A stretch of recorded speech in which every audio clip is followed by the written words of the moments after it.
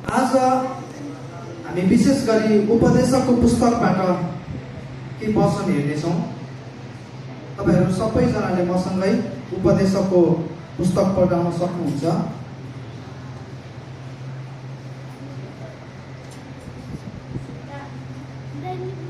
र हामी हरेकले वचन सुन्दै गर्दाखेरि केही महत्त्वपूर्ण स्टेटमेन्टहरू बुदाहरू तपाईँले लेख्न पनि सक्नुहुन्छ। यसकारण तपाईँले वचन बाइबल सँगसँगै नोटहरू पनि तपाईँले रेडी गर्नुहोस्, तयार गर्नुहोस्। आउनुहोस् हामी वचनमा जानेछौँ। उपदेशकको पुस्तकबाट म आज तपाईँहरूलाई धेरै कुरा बताउन चाहन्छु, तर त्यो धेरै कुरा बताउनको लागि मसँग समय कम भएको कारण म तपाईँहरूलाई उपदेशकको पुस्तकबाट दुईटा सन्देश दिन चाहन्छु, दुईटा मात्रै। यसकारण यो वचनको समयमा, छोटो समयमा तपाईँहरू अटेन्टिभ भइदिनुहोस्, मलाई ध्यान दिनुहोस् र धेरै लामो म जादिनँ। आज मलाई धेरै बोल्न इच्छा छ, धेरै भन्न मन छ, धेरै तपाईँहरूलाई परमेश्वरको वचन बाँड्न मन छ, तर म केवल दुईटा मात्र सन्देश दिन चाहन्छु। उपदेशकको पुस्तक तपाईँहरू सबैजनाले पढाउनु भयो। प्रियहरू, म तपाईँलाई बताउन चाहन्छु, उपदेशकको पुस्तकलाई हामीले गम्भीरतापूर्वक गहन अध्ययन गरेनौँ भने हामीले यसलाई मिसइन्टरप्रेट गरी पठाउँछौँ, यसलाई हामी उल्टो बुझ्छौँ। किनभने उपदेशकको पुस्तक चाहिँ अलिकति कन्ट्राडिक्ट छ, अलिकति विरोधाभास छ, अलिकति बाइबलको कतिपय सिद्धान्तहरूसँग बाँझिएको छ। यसकारण हामीले यसलाई माथि समतल मात्र बुझ्यौँ भने यसलाई हामी मिसइन्टरप्रेट गरी पठाउँछौँ। म तपाईँलाई बताउन चाहन्छु, नास्तिकलाई मनपर्ने सबैभन्दा बाइबलको पुस्तकहरूमध्ये उपदेशकको पुस्तक चाहिँ उसलाई बडो मनपर्छ। उसले आफ्नो बचाउ गर्नको निम्ति उपदेशकको पुस्तकलाई धेरै उद्धृत गर्ने गर्छ, किनभने यो चाहिँ बाँझिएको कुराहरू छ। यसकारण हामीले अलिकति ध्यान दिएर अध्ययन गऱ्यौँ भने, ध्यान दिएर पढ्यौँ भने हामी वचनलाई बुझ्न सक्छौँ र गहिरो खदिलो कुरा चाहिँ हामी लिन सक्छौँ। उपदेशकको पुस्तकमा प्रचार गर्ने व्यक्तिलाई चाहिँ हिब्रूमा कोहेलेत भनिएको छ। कोहेलेतको अर्थ चाहिँ शिक्षक भन्ने हुन्छ।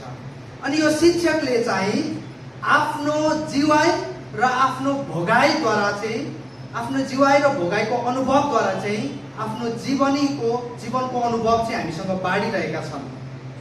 यसकारण यो शिक्षकले चाहिँ हामीले पनि केही गम्भीर पाठ सिकेको चाहन्छन्। यसकारण हामीले केही गम्भीर पाठहरू उपदेशकको पुस्तकबाट सिक्नुपर्छ।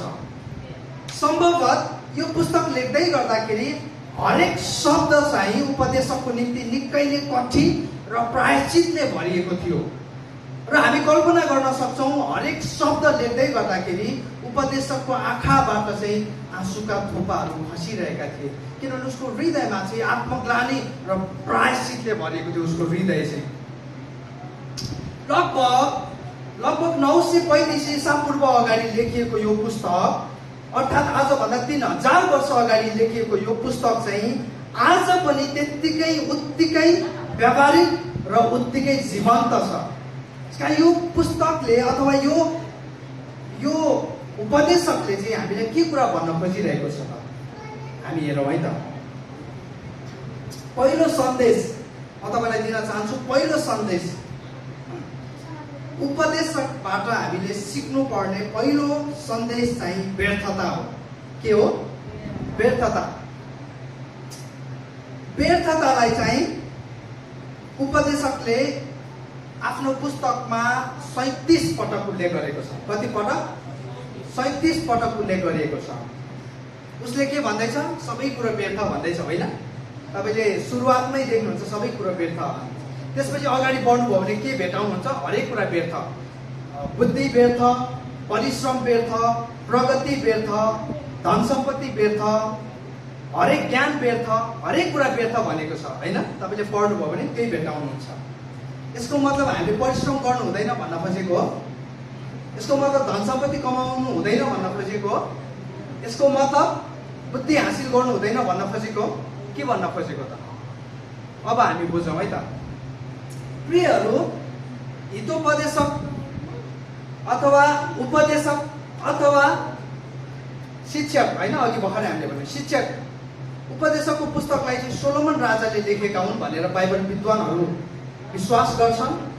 एनीवे सोलोमनले नै लेखेका हुन् र अन्य कसैले लेखेका हुन्, त्यतातिर नजाउँ। तर उपदेशकले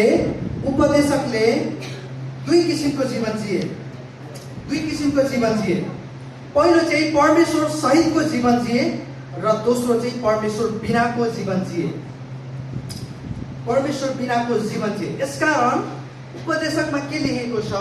सबै कुरो व्यर्थ भनेको छ। प्रियहरू, म तपाईँलाई बताउन चाहन्छु, हामीसँग सबै थोक हामीले हासिल गरेर हामीले परमेश्वरलाई गुमायौँ भने चाहिँ नि ती यावत थोकहरूको कुनै पनि अर्थ र मूल्य हुँदैन, कुनै पनि भ्यालु हुँदैन।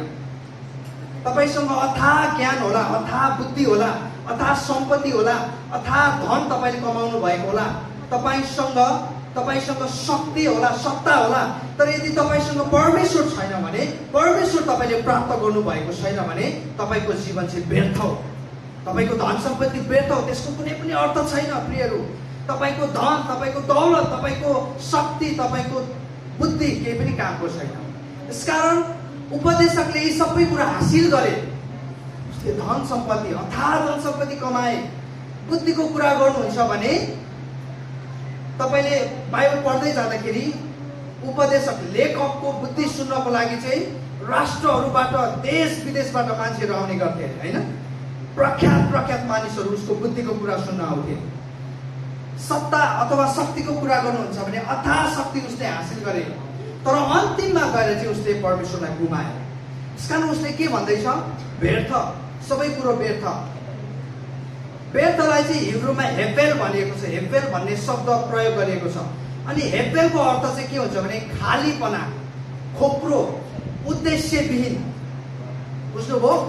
तपाईँले सबै कुरा हासिल गर्नुभयो तर तपाईँले परमेश्वरलाई गुमाउनु भयो भने तपाईँको जीवन खोक्रो भयो, खाली, तपाईँ एक्लो हुनुभयो, किनभने तपाईँले परमेश्वरलाई गुमाउनु भयो।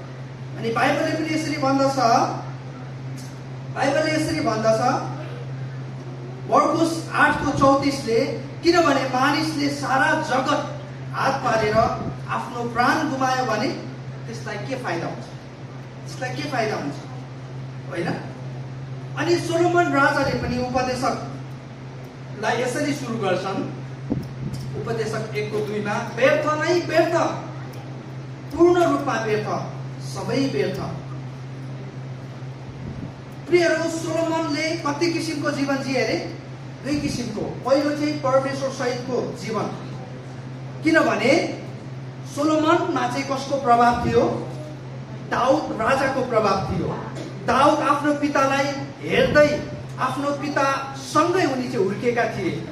अनि मैले अस्तिको वर्षमा पनि भन्दै थिएँ, दाउद राजा चाहिँ परमेश्वरको हृदय भएको व्यक्ति, परमेश्वरमा समर्पित, परमेश्वरको आज्ञा पालन गर्ने, आज्ञाकारी, परमेश्वरको डर र भयमा परमेश्वरमा समर्पित उनले जीवन जिए।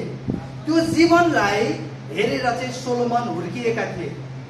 दाउदले यसरी चाहिँ ग्रुम गरेका थिए आफ्नो पुत्रलाई चाहिँ, आफ्नो छोरोलाई चाहिँ। प्रियहरू, अभिभावकले आफ्नो सन्तानलाई दिन सक्ने सबैभन्दा ठुलो उपहार नै असल प्रभाव हो। सम्पत्ति होइन, अंश होइन, ठुलो गाडी होइन, ठुलो घर होइन। एउटा अभिभावकले आफ्नो सन्तानलाई दिन सक्ने सबैभन्दा उत्तम उपहार चाहिँ के हो? असल प्रभाव। भन्नुहोस् त, असल प्रभाव चाहिँ उसले आफ्नो मृत्युसम्म पनि कहिले बिर्सिँदैन। त्यो सम्पत्ति चाहिँ एक दिन सकिएर जाला, तर जुन प्रभाव, जुन इन्फ्लुएन्स तपाईँले आफ्नो सन्तान, आफ्नो पुस्ताहरूमा राख्नु भएको छ, त्यो चाहिँ उनीहरूले कहिले पनि बिर्सदैन। भलै सोलोमन परमेश्वरदेखि टाढिए, आफ्नो वृद्ध अवस्थामा परमेश्वरदेखि टाढिए, तर अझै पनि दाउदको प्रभाव चाहिँ उसको जीवनमा थियो। यसकारण त उसले उपदेशक लेखे। आफ्नो वृद्ध अवस्थामा रुँदै, आँसु झार्दै उसले पश्चाताप सहित, आत्मग्लानी सहित उपदेशक लेखे। यसकारण आज हामी यहाँ धेरैजना अभिभावक छौँ। हामीले आफ्नो सन्तानहरूलाई, हामी धेरैजना यहाँनिर अग्रजहरू छौँ, अभिभावकहरू छौँ। डाइरेक्टली इन्डाइरेक्टली हामीले आउँदो पुस्ताहरूलाई के गर्दैछौँ? तयार गर्दैछौँ। हाम्रो मण्डलीले हाम्रो आउँदा पुस्ताहरूलाई हाम्रो मण्डलीमा धेरै अहिले ससाना छोराछोरीहरू हुर्किँदैछन्। उनीहरूलाई हामीले कस्तो प्रभाव दिने, कस्तो प्रभाव पार्ने, कस्तो पाठ सिकाउने। वास्तवमा प्रियहरू हितोपदेशको 9वटा अध्यायहरू चाहिँ दाउदले लेखेका हुन् आफ्नो पुत्रको निम्ति, ताकि म गइसके पश्चात पनि, म संसारमा, म पृथ्वीमा नरहे तापनि मेरो छोराले चाहिँ यो पत्रहरूद्वारा चाहिँ परमेश्वरमा आज्ञाकारी जीवन जियोस्, परमेश्वरमा समर्पित जीवन जियोस् भनेर उनले लेखेर गए। त्यसकारण तपाईँले हितोपदेश 1को 9देखि 9सम्म 9 अध्याय पढ्नुभयो भने त्यहाँ यसरी लेखेको छ, हे मेरो छोरो, हे मेरो छोरो, हे मेरो छोरो, हे मेरो छोरो भेट्टाउँ भन्छ तपाईँ। त्यो चाहिँ दाउद राजाले आफ्नो पुत्रको निम्ति लेखिदिएका हुन्। तर जस चाहिँ सोलोमन बढे, हुर्किए र एउटा समयमा आइपुगे, तब उनले चाहिँ धेरै पत्नीहरू र उपपत्नीहरू बनाए। हामी भेट्टाउँछौँ पहिलो राजा 11 अध्यायमा उसको चाहिँ कतिवटा पत्नीहरू थियो अरे, कतिवटा 700 जना होइन, अनि 300 जना चाहिँ उपपत्नीहरू थिए है। भयङ्कर भयो त यो त होइन, गल्ती त धेरै लामो भयो। हितोपदेश 18को 22ले के भन्छ, पत्नी पाउनेले असल कुरा पाउँछ भनेको छ होइन। उसले चाहिँ पत्नी होइन, उसले चाहिँ पत्नीहरू पाए है। उसले चाहिँ पत्नी होइन, त्यहाँ चाहिँ सिङ्गुलर होइन, सिङ्गुलर प्रयोग गरेको छ। तर उसले चाहिँ त्यहाँ धेरै पत्नीहरू ल्याए र ती पत्नीहरू चाहिँ परमप्रभुले पारस्परिक विवाहको निम्ति निषेधित गर्नुभएको जातिहरूबाट थियो है। अनि इजरायलीहरूलाई परमेश्वरले एउटा स्पष्ट इन्स्ट्रक्सन, आज्ञा चाहिँ के दिनुभएको थियो, तिमीहरूले अन्य जातिहरूबाट चाहिँ श्रीमतीहरू नल्याउनु, किनभने उनीहरूले चाहिँ मलाई चिन्दैनन्, अरू नै देवी देवताहरू मान्छन्। त्यस कारण जब तिमीहरू ल्याउँछौ तिमीहरूको हृदय चाहिँ मबाट फर्किनेछ भनेर परमेश्वरले पहिल्यै सावधानी गराउनु भएको थियो। तर सोलोमन राजाले त्यो आज्ञालाई चाहिँ तोडेर चाहिँ उसले आफ्नो हृदय चाहिँ परमेश्वरबाट फर्काए। दाउद उसको पिता चाहिँ कस्तो हृदयको मानिस अरे, परमेश्वरको हृदय भएको मानिस थियो। तर सोलोमनले चाहिँ आफ्नो हृदय परमेश्वरबाट फर्काए। त्यसकारण अन्तिम बुढेसकालमा चाहिँ, वृद्ध अवस्थामा चाहिँ उनले चाहिँ आँसु झार्दै रुँदै लेख्दैछन् उपदेशकको पुस्तक। के भनेर लेख्दैछन्, सबै कुरो व्यर्थ रहेछ, मैले धन सम्पत्ति कमाएँ, मैले बुद्धि कमाएँ, मैले अथाह शक्ति प्राप्त गरेँ, तर यी सबै चाहिँ कामको होइन रहेछ। उसले के भन्छन् भने, यी सबै त मैले एक दिन छोडेरै जानुपर्छ, स्वर्ग लिएर जान मिल्दैन रहेछ। मैले कस्तोलाई छोड्छु मलाई थाहा छैन, मूर्खलाई छोड्छु कि बुद्धिमानीलाई छोड्छु कि उसले के गर्छ, उसले उडाउला मेरो सम्पत्ति, मेरो सत्ता के गर्छ मलाई थाहा छैन, एक दिन त छोडेरै जानुपर्ने रहेछ।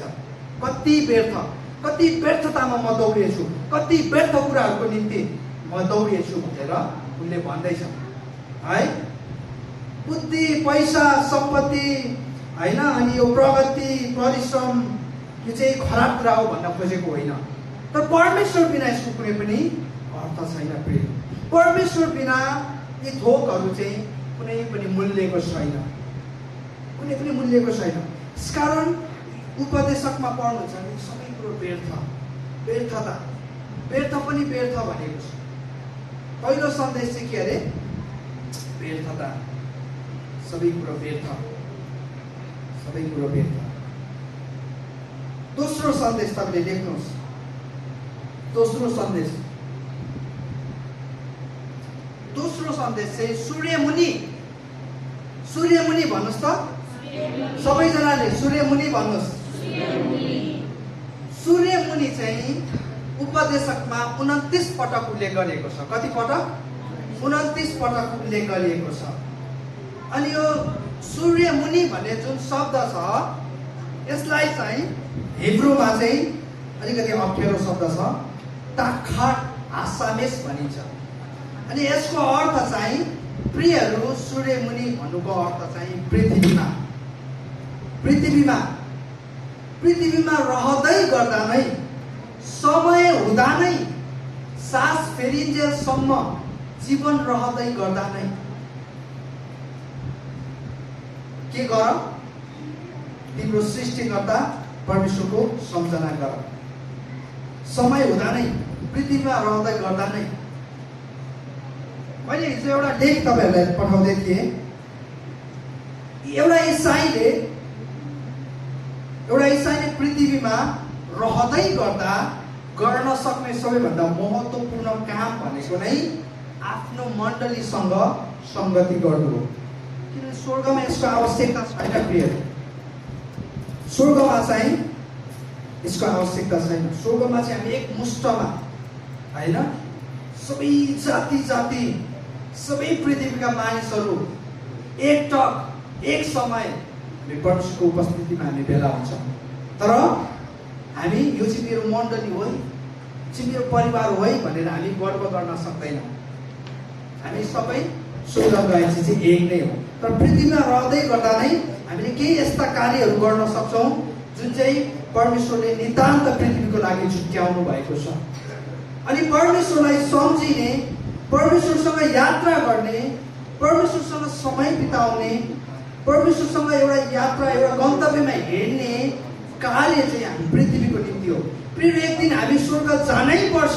हामी हरेक एक दिन स्वर्ग जान्छौँ नै, तर स्वर्ग तयारी गर्ने काम चाहिँ पृथ्वीमा रहँदै गर्दा नै हो। हामी यसकारण यस्ता केही जिम्मेवारीहरू, यस्ता केही कामहरू हामीलाई परमेश्वरले पृथ्वीमा रहँदै गर्दाखेरि छुट्याइदिनु भएको छ। एउटा पदलाई पढौँ, उपदेशक 12 को 1लाई पढौँ हामी। उपदेशक 12 को 1लाई एउटा पद त पढ्नै पर्यो। म यहाँ तपाईँहरूको निम्ति पढ्न चाहन्छु। दुःखको समय र वृद्ध अवस्था आउन अघि नै जब तिमीले भन्नेछौ यस समयमा मेरो मन लाग्दैन, ती समयभन्दा अघि नै आफ्नो युवा अवस्थामा आफ्ना सृष्टिकर्ताको सम्झना गर। अर्को पनि पढौँ, उपदेशक 3 को 10 पनि पढिहालौँ। परमेश्वरले मानिसहरूमाथि राखिदिनु भएको भार मैले देखेको छु। उहाँले हरेक कुरालाई आफ्नो समयमा सुन्दर बनाउनु भएको छ। उहाँले मानिसको हृदयमा अनन्तता पनि राखिदिनु भएको छ। तापनि तिनीहरूले परमेश्वरले आदिदेखि अन्त्यसम्म के गर्नु भएको छ यसको गहिराइलाई बुझ्न सक्दैनन्। प्रियहरू, मैले धेरैचोटि तपाईँहरूलाई भनेको छु, आज पनि म केही कुराहरू भन्न चाहन्छु।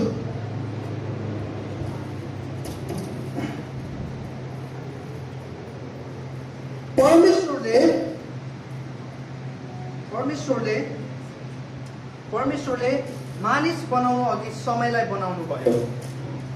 परमेश्वरले मानिस बनाउनु अघि समय बनाउनु भयो र समय बनाइसके पश्चात मानिसलाई बनाउनु भयो र मानिसलाई चाहिँ उहाँले समयभित्र हाल्नुभयो। तर परमेश्वरले एउटा काम, त्योभन्दा अगाडि एउटा काम गर्नुभयो। परमेश्वरले समयलाई बनाउनु भयो र समयलाई सीमितताभित्र राख्नुभयो। यसकारण समयले चाहेर पनि मानिसलाई बढी समय दिन सक्दैन, किनभने समय आफै के भित्र छ? सीमितताभित्र छ। गहिरो कुरो पछि घर गएपछि सुन्नु होला है। परमेश्वरले समय बनाउनु भयो र समयलाई के भित्र हाल्नुभयो? सीमितताभित्र राख्नुभयो। र परमेश्वरले मानिसलाई बनाउनु भयो र मानिसलाई के भित्र राख्नुभयो? समयभित्र राख्नुभयो। यसका समयले चाहेर पनि तपाईँलाई बढी समय दिन सक्दैन, किनभने समय आफै सीमितताभित्र छ। यसकारण तपाईँले 90 वर्षको उमेरमा आफ्नो जीवनको उद्देश्य फेला पार्नु भयो भने इट्स टु लेट, अब धेरै ढिला भयो। 90 वर्षको उमेरमा चाहिँ तपाईँ कुर्सीमा बसेर उपरखुट्टी लगाएर चिया खाँदै जवानहरूलाई चाहिँ के गर्ने हो? उत्साह दिने हो, प्रार्थना गरिदिने हो। तपाईँ अब दौडिन सक्नुहुन्न, परमेश्वरको सेवामा तपाईँ खट्न सक्नुहुन्न, परमेश्वरको राज्यमा तपाईँ दौड भाग गर्न सक्नुहुन्न। यसकारण यहाँ उपदेशकले के भनेको छ? समय हुँदा नै। यो कुरालाई नबुझेको कारण मण्डलीले धेरै ढिलो काम गर्छ, धेरै ढिलो काम गर्छ। परमेश्वरको राज्यमा अघि हाम्रो आन्टीले भन्दै हुनुहुन्थ्यो, पश्चाताप गर किनभने स्वर्गको राज्य नजिक आइसकेको छ। परमेश्वरको राज्यमा चाहिँ कोही पनि आल्छे बन्नु हुँदैन प्रियहरू। आल्छे चाहिँ पाप हो, अल्छीपना चाहिँ पाप हो। यसकारण बाइबलले चाहिँ अल्छीपनालाई चाहिँ पापको रूपमा प्रस्तुत गरेको छ। परमेश्वरको राज्यमा सेवकहरू सेविकाहरू चाहिँ खट्नुपर्छ, दिनरात खट्नुपर्छ। 12-1 बजेसम्म मेहनत गर्नुपर्छ। 12-1 बजेसम्म। म हिजो लगभग 12:30 बजेसम्म वचन तयार गर्दै थिएँ। खट्नुपर्छ। परमेश्वरको राज्यमा चाहिँ आल्छी भएर बस्न मिल्दैन प्रियहरू, मिल्दैन। हामी त दिनरात मेहनत गर्नुपर्छ। अनि त्यो चाहिँ कति बेला? समय हुँदा नै, युवा अवस्थामा नै। म तपाईँलाई लान चाहन्छु उपदेशक 3:10 परमेश्वरले मानिसमाथि राखिदिनु भएको भार मैले देखेको छु भन्छ उसले के भन्दैछ? परमेश्वरले हरेक मानिस माथि चाहिँ के राखिदिनु भएको छ? भार राखिदिनु भएको छ। त्यो भारलाई चाहिँ हिब्रूमा इन्यन भन्छ। के भन्छ? इन्यन भनेको चाहिँ काम हो। अब हामी काम नगरी बस्न चाहन्छौँ। परमेश्वरमा आएपछि सबै कुरो ठिक हुन्छ भन्छौँ हामी। मण्डली आएपछि सबै कुरो चेक हुन्छ भन्छौँ हामी। अनि हामी हाम्रो 100% चाहिँ दिँदैनौँ। एकजना परमेश्वरको दासले यसरी भन्नुभयो, तिमीले आफ्नो 100% देऊ र त्यस बाँकी चाहिँ परमेश्वरमा भरोसा गर। परमेश्वरले गर्नुहुन्छ। 100% त हामीले गर्नु पर्यो। हेर्नुहोस् त, जवान अवस्थामा आफ्नो शरीरमा ताकत हुँदै गर्दा, आफ्नो शरीरमा बल हुँदै गर्दा गर्नुपर्ने समयमा उपदेशकले गरेन। उसको हृदय फर्कियो, परमेश्वरबाट फर्कियो।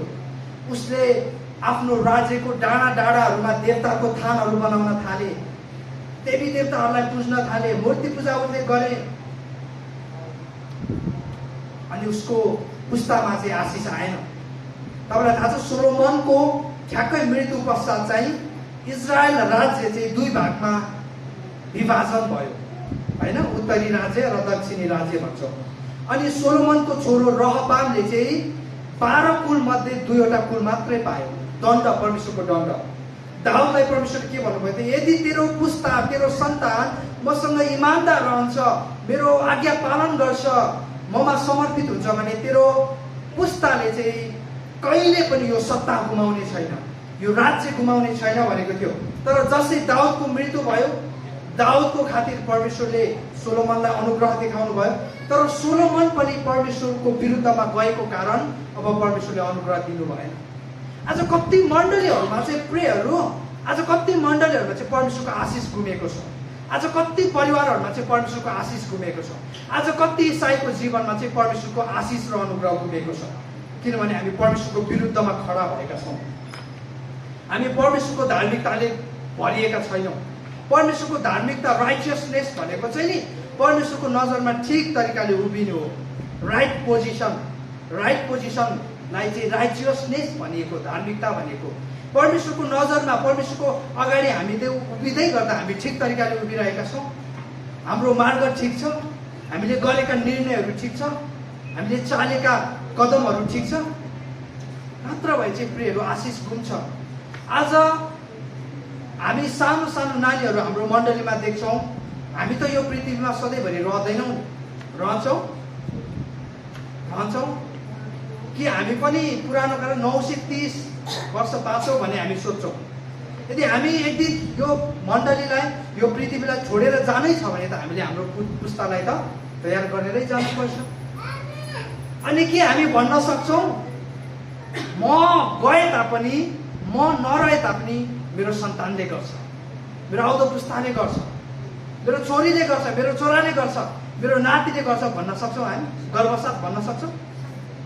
यदि सक्दैनौँ भने हाम्रो खुट्टा चाहिँ काम छ भने हामीले हाम्रो जीवनलाई व्यर्थतामा अगाडि बढाइरहेका छौँ।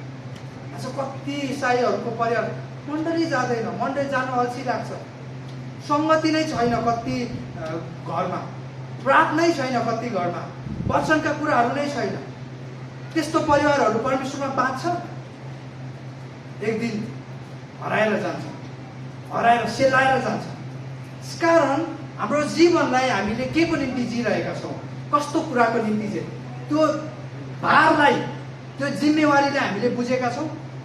त्यो गम्भीरतालाई, त्यो सिरियसनेसलाई चाहिँ हामीले बुझेका छौँ कि छैन? कहिले हामीले सोचेका छौँ? उपदेशकले के भन्दैछ? मैले देखेँ, भलै मैले त्यो भार महसुस गरिनँ, परमेश्वरले मलाई ठुलो भार दिनुभएको रहेछ है। दाउदले जुन भार महसुस गरे नि, सोलोमनले गरेन। दाउदले के भने? प्रभु, म तपाईँको लागि मन्दिर बनाउँछु, तपाईँलाई आराधना गर्ने मन्दिर त हुनु पर्यो। तर परमप्रभुले दाउदलाई दिनु भएन, तैँले यो गर्नु हुँदैन, तेरो हातले चाहिँ धेरै रगत बगाएको छ, यो तेरो छोरोले गर्नुपर्छ, तेरो सन्तानले गर्नुपर्छ। त्यो भार चाहिँ सोलोमनलाई परमेश्वरले सुम्पनु भयो। आज कतिवटा यस्तो जिम्मेवारीहरू छ नि जुन तपाईँ र मैले गर्न मिल्दैन, साँच्चीकै मिल्दैन। त्यो कविराजले गर्न मिल्दैन। अब कविराजको सन्तानले आउँदो पुस्ताले गर्नुपर्ने हुन्छ त्यो काम चाहिँ। कति यस्तो जिम्मेवारीहरू छ प्रियहरू तपाईँले गर्नु मिल्दैन। परमेश्वरले तपाईँलाई त्यो दिनुभएको छैन अनुमति। त्यो तपाईँको सन्तानले गर्नुपर्छ, त्यो तपाईँको आउँदो पुस्ताले गर्नुपर्छ। तपाईँले चाहिँ तयार गरिदिनु भएको छ कि छैन आफ्नो पुस्तालाई थाहा छ। अनि हामीलाई थाहा छ नि होइन, दाउद राजाले त्यो मन्दिर उसको जीवनमा उसले देख्नेवालै थिएन, उसले बनाउने छुनेवाला पनि थिएन। तर दाउद राजाले के गर्यो, त्यो मन्दिरलाई चाहिने हरेक थोकहरू चाहिँ उसले तयारी गरिदिएको छ है। कस्तो राम्रो कुरा है। दाउद राजा हेर्नुहोस् त कति समर्पित थिए परमेश्वरमा। मेरो छोराले नै बनाओस्, म बनाउँदिनँ, तर म तयारी चाहिँ गरिदिनेछु। यसलाई चाहिने काठपात, यसलाई चाहिने ढुङ्गा, यसलाई चाहिने आर्थिकी कुराहरू, यसलाई चाहिने लागतका कुराहरू सबै म तयारी गरिदिन्छु। त्यो चाहिँ हो प्रियहरू तयारी। मैले देखेँ, अब यहाँ के भन्दैछन् उपदेशकले, मैले देखेँ परमेश्वरले चाहिँ हरेक मानिसको काँधमा चाहिँ एउटा भार दिनुभएको रहेछ, मैले देखेँ। आज हामीले देखिरहेका छौँ। तपाईँको जिम्मेवारी के हो? हप्तामा एक दिन 2 घन्टाको लागि मात्रै मण्डली आएर होइन हालेलुया भनेर, कहिले छुट्टी होला भनेर घडी हेरेको छ होइन, के भयो होला भनेर फर्किन हामीलाई हतार छ नि। यसको निम्ति मात्रै हो? परमेश्वरको राज्यको निम्ति तपाईँ हामी हरेकलाई परमेश्वरले चलाउन चाहनुहुन्छ, तर हामी तयारी चाहिँ हो। यसका हामी यहाँ धेरै जवानहरू छौँ। आज धेरै हामी यहाँ हट्टाकट्टा व्यक्तित्वहरू छौँ। हामीसँग समय छ, हामीसँग परमेश्वरले दिनुभएको दिन छ, हामीलाई परमेश्वरले दिनुभएको जीवन छ। यो जीवनलाई चाहिँ हामीले उद्देश्यविहीन जसरी चाहिँ जिउनु हुँदैन, हामीले पनि जीवनको अन्तिम क्षणमा चाहिँ उपदेशकले जसरी आत्मग्लानी र पश्चाताप गर्नुभन्दा पनि हामीले चाहिँ प्रेरित पावलले जसरी गर्विलो शब्दहरूमा भन्नुपर्छ। के भन्नुपर्छ? उनले के भने, मैले उत्तम लडाईँ लडेको छु, मैले दौड सिद्ध्याएको छु, मैले विश्वासलाई बचाइराखेको छु। आमेन। प्रियहरू, प्रेरित पावलले दौड जिते कि जितेन त मलाई थाहा छैन, तर दौड चाहिँ के गरे? सिद्ध्याए। आज हामी चाहिँ दौड के गर्न चाहन्छौँ? जित्न चाहन्छौँ। बाइबललाई अलिकति राम्रोसँग पढ्नुभयो भने हामी छाँगाबाट फसेको जस्तो हुन्छ। हामी के गर्न चाहन्छौँ? दौड जित्न चाहन्छौँ। तर महत्त्वपूर्ण आवश्यक त्यो होइन। आवश्यक चाहिँ के हो? दौड सिद्ध्याउनु। दौड जित्नको लागि हामी छेउछेउको साथीहरूलाई यसरी के गर्छौँ? मुक्का पनि दिन्छौँ कहिलेकाहीँ। सधैँ त नदिनु होला, छेउको साथीलाई नदिनुहोस् है। फेरि कहिलेकाहीँ जित्नको लागि हामी यति आतुर छौँ होइन, हामी कसैलाई यसो छिड्की लगाएर, हामी पहिला सानोमा हुँदाखेरि तपाईँहरूले गर्नुभयो कि भएन, हामी चौरीमा खेल्न जान्थ्यौँ।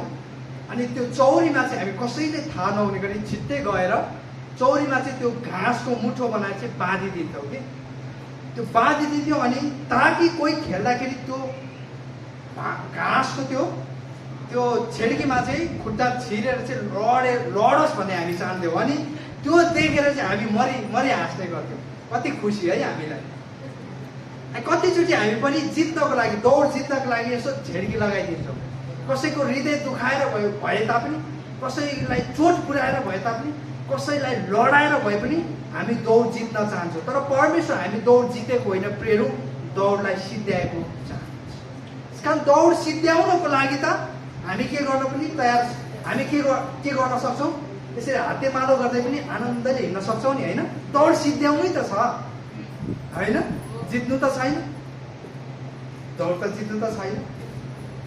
अस्ति सेमिनारमा हामी एउटा गेम खेल्दै थियौँ होइन रविन भाइ? कस्तो राम्रो गेम। अनि हामीले के गर्यौँ भने सबै सहभागीहरूलाई एक एकवटा बेलुन दियौँ। अनि हामीले के भनेका थियौँ भने अगाडिबाट अन्तिमसम्म यो खेलको अन्तिमसम्म तपाईँले आफ्नो बेलुनलाई चाहिँ बचाएर राख्नुहोस्, सुरक्षित राख्नुहोस्, फुट्न नदिनुहोस्। तपाईँले आफ्नो बेलुनलाई चाहिँ के गर्नुपर्छ, सबैभन्दा अन्तिमसम्म चाहिँ तपाईँले आफ्नो बेलुनलाई बचाएर राख्नुपर्छ। मात्र भनेको पार्टिसिपेन्टहरू त सहभागीहरू त गर्दै अरूको बेलुन फुटाउन, आफ्नो बचाएर अरूको बेलुन फुटाउन, कसैको बाँकी राखेन, कसैले जितेन। हामीले के भनेको थियौँ, अन्तिमसम्म आफ्नो बचाएर राख्नुहोस्। सबैले आफ्नो चुप लागेर हातमा यसै थाम्यो, सबै विजय हुन्थ्यो, सबैले जित्थ्यो। तर के भयो, अरूको फुटाउनु त भनेकै थिएन, हामीले बचाउन आफ्नो मात्र भनेको अरूको। सबै के भयो, पराजित भयो, कसैले जितेन।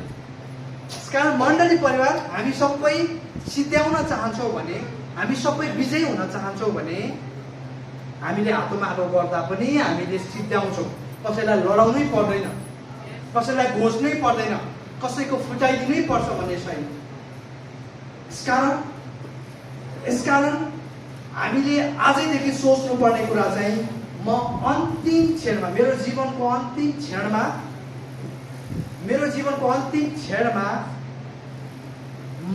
मेरो हृदयमा चाहिँ के हुन्छ, गर्व हुन्छ कि मैले लिएको निर्णय, मैले गरेको काम, मैले जिएको जीवन देखेर मसँग चाहिँ गर्व हुन्छ कि पश्चाताप के हुन्छ। एलिजाबेथ सेकेन्ड, दोस्रो एलिजाबेथले आफ्नो मृत्युभन्दा अगाडि चाहिँ आफ्नो सम्पूर्ण भारदारहरूलाई बोलाएर, आफ्नो मन्त्रीहरूलाई बोलाएर, प्रधानमन्त्रीहरूलाई बोलाएर यसरी भन्नुभयो, मेरो मृत्यु भइसके पश्चात मेरो लासलाई चिहानसम्म लग्दै गर्दाखेरि चाहिँ मेरो दुईटै हात चाहिँ फिजाएर लगिदिनु। अनि प्रधानमन्त्रीहरू, मन्त्रीहरू, भारदारहरू अचम्ममा पर्छन् अनि सोध्छन् रानीलाई, रानीज्यू हजुरले किन यस्तो भनी बक्सिएको, किन तपाईँको दुईटा हात चाहिँ फिजाएर लगिदिनु। अनि दोस्रो एलिजाबेथले यसरी भन्छ, ताकि यो कुराले चाहिँ हरेक मानिसहरूलाई चाहिँ थाहा होस् कि मैले चाहिँ अथाह सम्पत्ति कमाएँ, अथाह शक्ति हासिल गरेँ, अथाह बुद्धि कमाएँ, तर म आज चाहिँ खाली हातै जाँदैछु, लानु केही पनि रहेन रहेछ भनेर यो चाहिँ एउटा पाठ होस् मानिसको लागि भनेर चाहिँ त्यो गर्नु। साँच्चै नै प्रियहरू, हामी यस पृथ्वी छोड्दै गर्दाखेरि हामीले लानु केही पनि छैन। हाम्रो जीवन व्यर्थैमा हामीले जिएको जस्तो चाहिँ नहोस्, तर एउटा उद्देश्यको निम्ति खाली नहोस्, उपदेशकको जस्तो जीवन नहोस्। उपदेशकको पुस्तकलाई चाहिँ हामी सोलोमनको मूर्खता भन्छौँ, हितोपदेशकको पुस्तकलाई चाहिँ हामी सोलोमनको बुद्धि भन्छौँ भने उपदेशकको पुस्तकलाई चाहिँ हामी सोलोमनको मूर्खता भन्छौँ। अनि सोलोमनलाई चाहिँ हामी संसारको पृथ्वीको सबैभन्दा बुद्धिमानी मूर्ख भनेर चिन्छौँ।